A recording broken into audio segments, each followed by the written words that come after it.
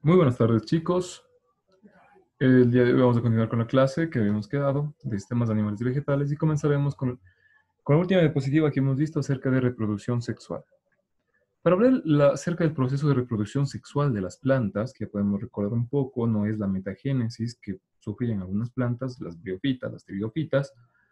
Este ciclo de reproducción sexual lo tienen ya plantas más desarrolladas, las angiospermas, las gimnospermas, y por lo tanto necesitarían una estructura especializadas, necesitar un órgano reproductor. Y el órgano reproductor en el caso de las plantas viene a ser las flores. Las flores son los que componen y las que albergan las células reproductoras de las plantas. Pero para primero poder estudiar la reproducción sexual vamos a ver primero la estructura de una flor. ¿Cómo está compuesta la flor? La flor está compuesta por 4 capas. La primera capa será conocida como el cáliz, que es la capa más externa. La siguiente capa, la más profunda, se llamará la corola. La capa más interna será el androceo. Y la capa mucho más interna, la más profunda, será el gineceo. ¿Qué quiere decir esto?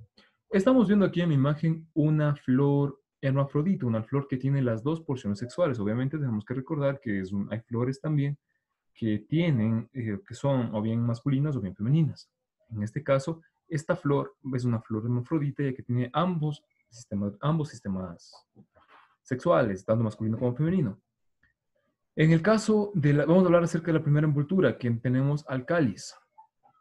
El cáliz corresponde a todo lo que será la porción verde de la planta.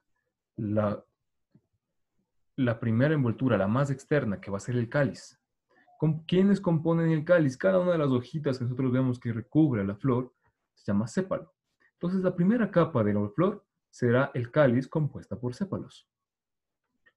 Una capa más profundo encontramos a la corola.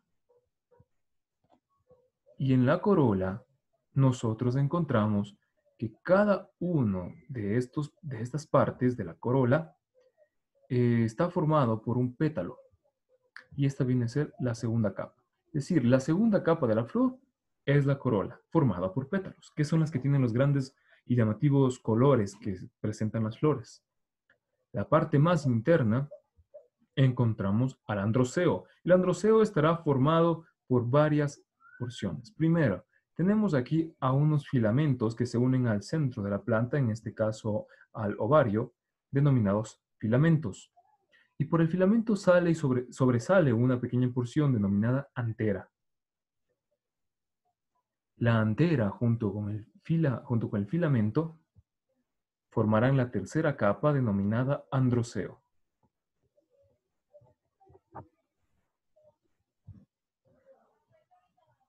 ¿Sí? Androceo. Ahora, muy bien. La siguiente, y la capa más profunda, la que nos falta, la cuarta capa, proviene de la parte genital femenina, de la parte femenina de la planta, que está formado por 3 porciones. La primera, la parte más externa,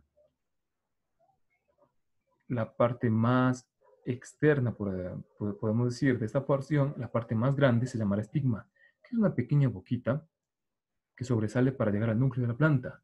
Del estigma saldrá un pequeño conducto tubular denominado estilo.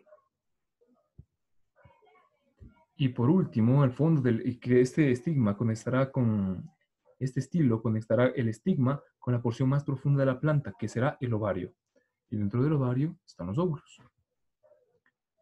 Toda esta porción de estigma, estilo y ovario se denomina pistilo. Y el pistilo, entonces, será el gineceo. Entonces, si nos preguntan, si es que por pregunta sale, ¿qué es el pistilo? Sabemos que es igual al gineceo y obviamente sabemos que está formado de 3 partes. El estigma, el estilo y el ovario. Y dentro del ovario tendrán los óvulos. Es la cuarta capa, la más profunda. Entonces vamos a recapitular un poco. La primera capa, la más externa, se llamará cáliz, compuesta por los sépalos, la parte verde, la parte que tiene clorofila, la parte que es el recubrimiento externo de la planta, la parte más externa. Un poco más adentro encontramos a la corola. la misma que estará formada por pétalos, que es la parte más vistosa de la planta. La tercera capa, que es un poco más profunda, será el androceo. ¿Formado por quién? Formado por la antera y los filamentos. ¿Sí? Y una vez formado por la antera y los filamentos, la más profunda a esta capa del androceo encontramos al gineceo, que estará formado o estará conformado por el pistilo. ¿Y el pistilo qué estructuras tiene? Tendrá un estigma, que es una abertura grande, relativamente grande, un estilo que será un conducto tubular que conecta el estigma con el ovario, y un ovario que alberga a las células sexuales llamadas óvulos. ¿Sí? Cáliz, corola, androceo, formado por antera y filamento, gineceo, formado por el pistilo, y este a su vez está conformado por un estigma, un estilo y un ovario.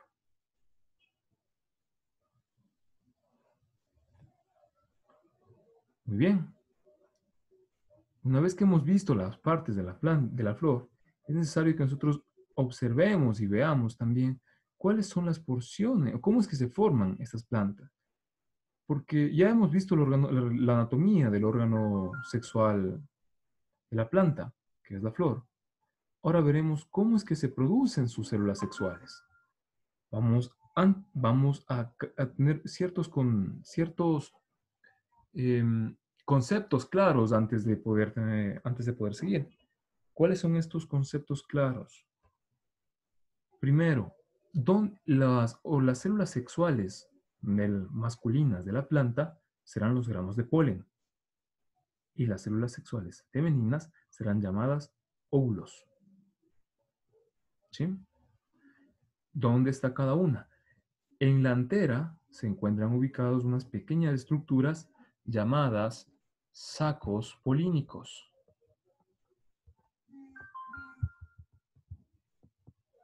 Y ahí es donde se guardan los granos de polen, en las anteras. Y obviamente en los ovarios encontraremos los óvulos, que son las zonas que son las células sexuales femeninas encargadas de la fecundación. Ahora sí, una vez explicado esto, podemos seguir entendiendo los procesos. Listo. Vamos a ver primero de gametogénesis, pero asociado al concepto de gametogénesis hay otro que se llama esporogénesis. ¿A qué se debe? A que primero las células sexuales serán parte o conformarán esporas para después formar células sexuales, tanto masculinas como femeninas. ¿Cómo sucede esto? Dentro de las anteras, como habíamos dicho, se encuentran unas estructuras de forma tubular, que obviamente estoy dibujando una antera, y aquí se encuentran los sacos polínicos.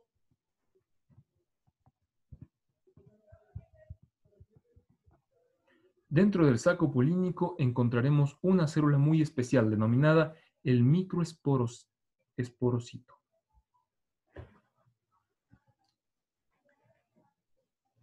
El el microesporocito es la célula precursora de todas las células sexuales masculinas de las plantas. Recordemos, el microesporocito es la precursora de todas las células sexuales masculinas de la planta. ¿Sí? Este microesporocito empezará a sufrir varios procesos. ¿Y cuáles son los procesos que sufre ese microesporocito? El microesporocito sufrirá, se me pasó, el microesporocito sufrirá un proceso de meiosis. De este microesporocito tendrá que sufrir una meiosis. Y si sufre una meiosis, empezará a formar otras estructuras llamadas microesporas. Entonces, para que se sufra una meiosis, tenemos que definir que el microesporocito tendrá carga 2N y una vez que pase a ser microespora, pasará a tener una carga 1N. 46 pares de cromosomas para acá y 23 pares de cromosomas para acá. Perdón, 46 cromosomas para acá y 23 cromosomas para acá. ¿Sí? Eso es fundamental para llegar a microesporas. Pero hay que hacer un pequeño paréntesis en esto. ¿Por qué? Porque el microesporocito, vamos a dibujarlo aquí, sufre un proceso de meiosis, y da lugar, obviamente, a dos microesporas. Tenemos aquí el microesporocito, y luego tenemos a las microesporas. ¿Sí? Y estas microesporas, a su vez, después de eso, tendrán un proceso de mitosis. Y el proceso de mitosis originará que primero son dos mitosis seguidas. Es un proceso de son dos mitosis seguidas las que ocurren y da lugar a cuatro microesporas. Obviamente este se tendrá carga 1N y este tendrá ya carga 1N. Y este tendrá carga 2N. Entonces, en el saco polínico encontramos estructuras llamadas los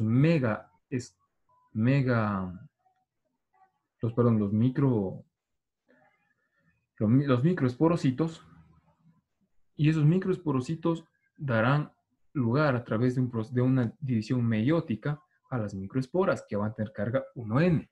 Y estas microesporas no se quedan ahí, sino que tendrán un proceso de división mitótica, que son dos divisiones mitóticas, una de aquí y una de acá,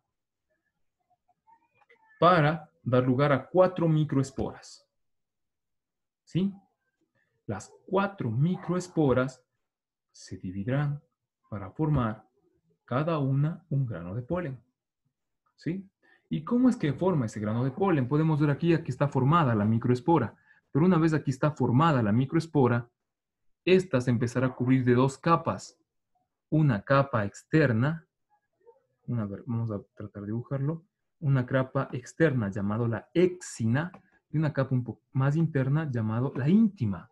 Esta exina e íntima son las capas de un grano de polen, que va a estar dentro de cada grano de polen estará una microespora. Si está una microespora dentro de cada grano de polen, esta microespora empezará a hacer otra división para formar dos núcleos. Dos tipos de núcleos sería. Dos núcleos embrionarios o polares, denominados anterozoides,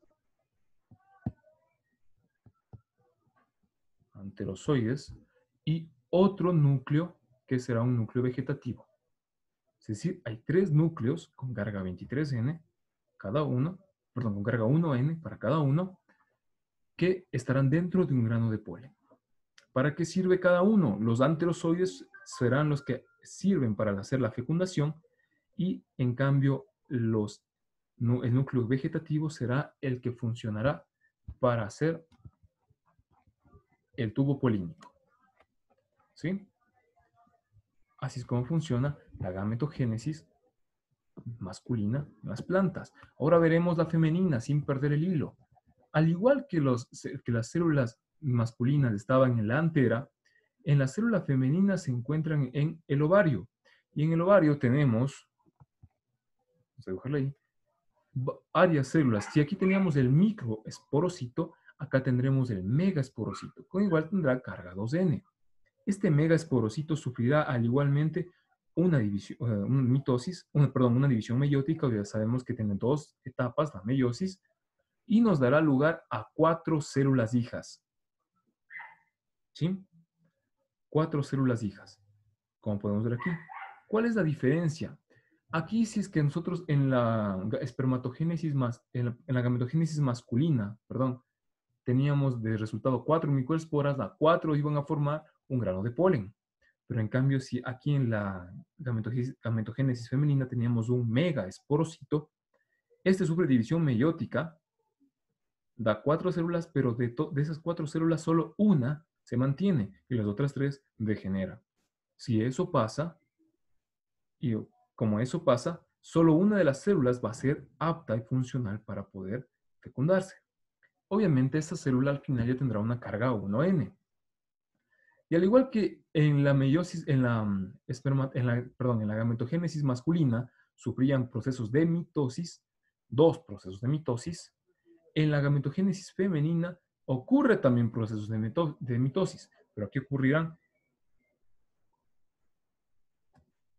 3 mitosis consecutivas, que nos dará lugar a 8 núcleos. Es decir, esa célula, esa mega espora que ya está formada aquí, sufrirá 3 mitosis consecutivas y dentro del óvulo formará 8 células o 8 células hijas, es decir, habrán 8 núcleos en ese óvulo y que serán vitales para la formación de las estructuras. ¿Sí? Es muy importante que no se olviden eso. Recuerden siempre, aquí en la gametogénesis femenina ocurren 3 mitosis en lugar de 2 que ocurren acá en la masculina, y de las 4 células hijas en la gametogénesis masculina, todas funcionan, y en la femenina 3 degeneran y solo una sirve. ¿Sí? Obviamente estamos diciendo que aquí dentro del ovario está el óvulo, y dentro del óvulo tendremos ahí los 8 núcleos situados de esa manera, tal como tenemos incluso aquí en el gráfico. ¿Para qué sirve esta situación? ¿Por qué sería así la disposición de los procesos? Ya que tenemos que razonar que los óvulos están muy bien protegidos y son muy bien resguardados. Los óvulos están en una zona muy interna y que no se van a desaparecer. No es como que un pequeño viento va y le mata al óvulo. No, este óvulo tiene, como está tan adentro, tiene todas las posibilidades para sobrevivir. En cambio, un grano de polen, viene el viento y se lo lleva, viene un ave y lo raspa, se lo lleva, lo destruye. Entonces tiene que haber más cantidad de células sexuales masculinas que las femeninas. Es lo mismo que en las personas. Existen más cantidad de espermatozoides que de ovocitos ovulados. Una vez que las plantas tienen sus células listas, obviamente se tendrán en el ovario, se tendrán en la antera, están listas para hacer fecundación. Pero ¿cómo realizan fecundación? Si dijimos que va a haber plantas que van a estar en una porción, van a ser masculinas, otras femeninas, una estarán en un árbol, otras estarán en otro árbol, ¿cómo pueden llegar allá? Es ahí donde participa el proceso llamado polinización. La polinización es solo el proceso de transportar granos de polen desde la antera, desde el estambre, el estambre es la antera más el filamento, desde la antera hasta el estigma. Eso es todo el proceso de polinización. En eso consiste el proceso de polinización. Solo la introducción o el llevar y el dejar caer en el estigma desde la antera granos de polen. Así es como funciona esto. ¿Sí? Ahora existen algunas variantes de acuerdo al tipo de polinización que pueda haber, ya que sabemos que no va a ser lo mismo que una polinización hecha por un insecto, por un ave o por algún otro animal. ¿Cuáles son los principales agentes polinizadores que son conocidos? Tenemos a los insectos, a las aves y a los murciélagos. Si es que fuera un insecto el que, el que hace la polinización, se llamará entomógama. Perdón, entomógama. Sí, entomógama. Si es que es un insecto el que le hiciera. Si es que es un ave la que le hiciera, es una ornitógama. Y si fuera un murciélago, que los principales mamíferos que pueden hacerlo, sería una quiropterógama.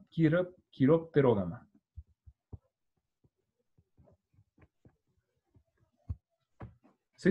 Entonces la polinización solo es el hecho de llevar el grano de polen desde la antera, desde el estambre, hasta el estigma, por un agente polinizador. Puede ser entomógama, hecha por algún insecto, ornitógama, hecha por algún ave, y quiroptógama, por algún murciélago.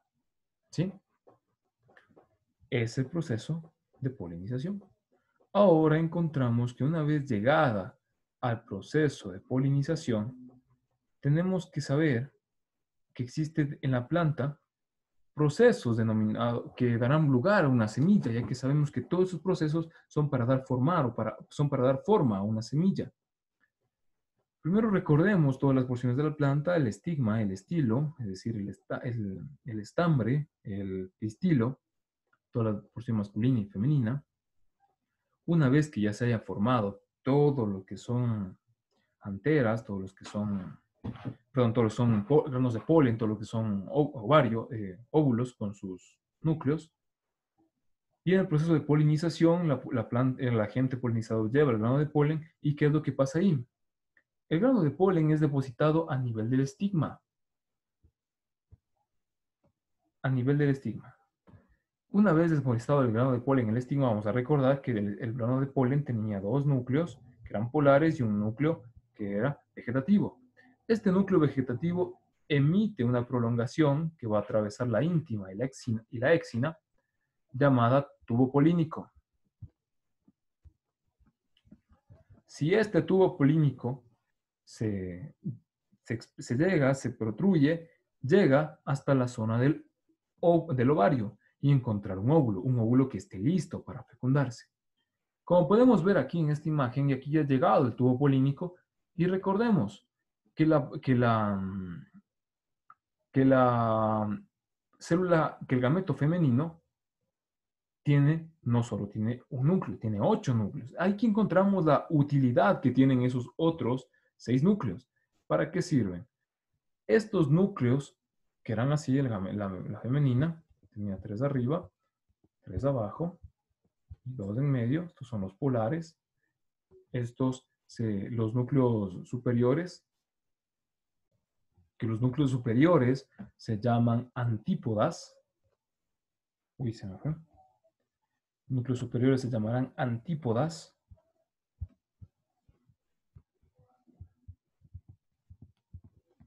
Y los núcleos inferiores serán llamados sinérgidas.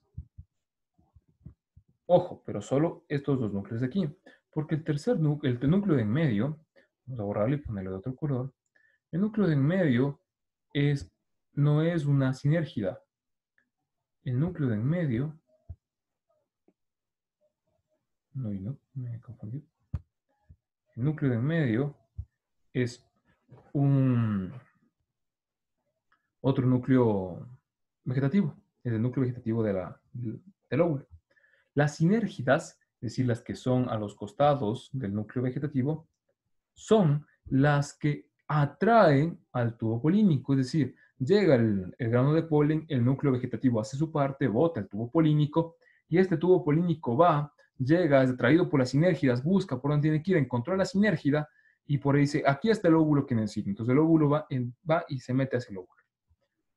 Entra, como estamos viendo aquí en el gráfico, y este tubo polínico sirve como paso, como canal para estos otros dos núcleos que ya sabemos que se llamaban anterozoides. Y ahí es donde funciona o donde sucede el proceso de doble fecundación. ¿Cómo es este proceso de doble fecundación? Una vez que ya está hecho el tubo polínico, es decir, está un camino entre el grano de polen que está ahí encima en el estigma hasta el ovario, los anterozoides empiezan a bajar por el tubo polínico, de esta manera, como podemos ver aquí en el gráfico. Vamos a borrarlo un poquito para que se pueda ver. Como podemos ver ahí, que están bajando los núcleos azules, los núcleos rojitos, y sucede la fecundación. La primera fecundación que sucede con cualquiera de los dos anterozoides y fecundará a los núcleos polares. ¿Sí? Fecundará a un núcleo polar.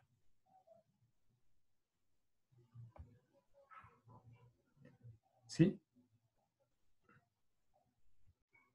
Perdón, el núcleo polar, el primer anterozoide bajará y... Ay, se me fue. El primer anterozoide vendrá y fecundará primero al núcleo vegetativo de aquí. Este núcleo de aquí se llama oósfera. Y esta oósfera es la encargada de generar la primera fecundación. ¿sí? La oósfera, una vez que está fecundada, después de haber sido una ósfera que va a estar aquí, vamos a recordar, una ósfera que va a estar aquí, esta va a ser mi ósfera, aquí tenemos las antípodas, las sinérgidas, los núcleos polares, la ósfera que será fecundada por este anterozoide, dará lugar a la primera fecundación. Una vez hecha esta primera fecundación, tenemos ya formada una parte de la semilla, la primera anterozoide con la ósfera. En cambio, la segunda fecundación se da después con el otro anterozoide que baja por el mismo tubo polínico y fecundará ya no a la ósfera, sino a los núcleos polares. Y ahí es donde tenemos la doble fecundación. Eso es la doble fecundación que se llama en las plantas. Características fundamentales de este proceso. Solo se da en plantas angiospermas. Las gimnospermas solo tienen la primera fecundación. Pero ¿qué tiene de sentido en esto? ¿Por qué se producen estos fenómenos? En la primera fecundación, vamos a poner aquí el ejemplo de una semilla, digamos que es una semilla pequeña de frijol. En la primera fecundación nosotros formamos al embrión. Obviamente el embrión estará formado por dos células. Ya sabemos que está formado por la ósfera y un anterozoide. Por lo tanto, recordemos que el anterozoide va a ser una carga 23N porque viene de un solo microespora. Entonces la anterozoide tiene una carga 23N. Y la ósfera, como ya sabemos que también es un núcleo, de hecho por mitosis, también tendrá una carga 23N. Entonces, el embrión que se ha formado por la fusión de la ósfera y del anterozoide tendrá una carga 46N, es decir, o doble carga, perdón, sería 46 cromosomas o 2N. ¿Sí? Es decir, ya tiene la carga genética completa. En cambio,